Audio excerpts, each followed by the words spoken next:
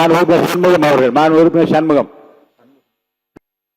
மாண்புமிகு பேரவைத் தலைவர் அவர்களே, எல்லோருக்கும் இன்ப அதிர்ச்சியை கொடுத்து அமர்ந்திருக்கக்கூடிய நமது மாண்புமிகு முதல்வர் அவர்களே, கோரிக்கை நியாயமான கோரிக்கையாக இருந்தால் அது மக்களிடம் இருந்து வந்தாலும் சரி, சட்டமன்ற உறுப்பினர்கள் வந்தாலும் சரி, உடனடியாக நிறைவேற்றப்படும் என்பதை மீண்டும் ஒருமுறை நமது முதல்வர் அவர்கள் நிரூபித்திருக்கின்றார்கள்.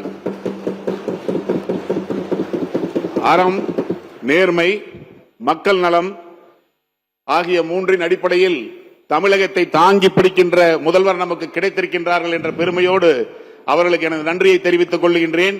கொடுக்கிற காரை இனோவா காராக கொடுத்தால் நன்றாக இருக்கும் என்று பின்னால் இருக்கின்ற உறுப்பினர்கள் சொல்லுகின்றார்கள். அனைவருக்கும் நன்றி. உறுப்பினர் கல்லானை அவர்கள். உறுப்பினர் கல்லானை.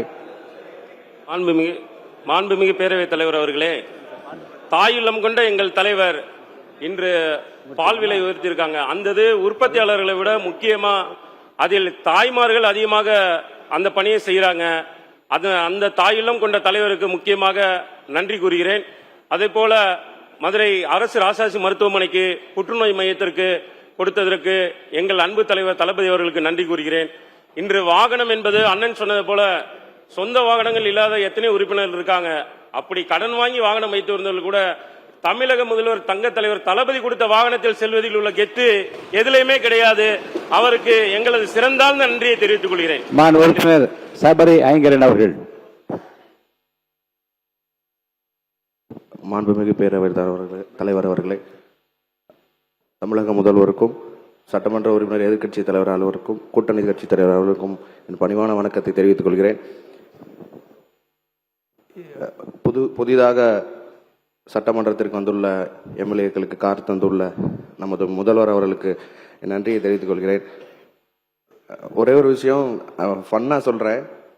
நான் கல்லூரி படிக்கும்போது காதல் தோல்வி, வேலையும் இல்லை காரும் இல்லை. இன்னைக்கு வேலையும் கொடுத்திருக்காரு தலைவர், காரும் கொடுத்திருக்காரு. ரொம்ப ரொம்ப நன்றியை தெரிவிச்சுக்க. ஏன்னா நான் ட்ரெயின்ல தான் வரேன். அங்கிருந்து இங்க உள்ள ஆட்டோல உள்ள வரும்போதெல்லாம் ஒவ்வொரு தடவையும் காவலர் பணியாளர்கள்லாம் கேட்பாங்க, யார் நீங்க, எம்எல்ஏன்னு சொல்லுவேன். ஐடி கார்டுலாம் எடுத்து காமிச்சாலும் நம்ப மாட்டாங்க. ஸோ அதனால இன்னைக்கு ரெண்டு விஷயத்துல நாங்க ரொம்ப மகிழ்வா இருக்கோம். விவசாயிகளும், மக்கள் பணியை செய்யற பசியை போக்குற விவசாயிகளும் சந்தோஷமா இருக்காங்க. மக்கள் பணி செய்யற சட்டமன்ற உறுப்பினரும் சந்தோஷமா இருக்கிறாங்க. ஸோ எல்லாரோட வாயிலாகவும் நான் மிகப்பெரிய நன்றியை தெரிவித்துக் கொள்கிறேன். நன்றி.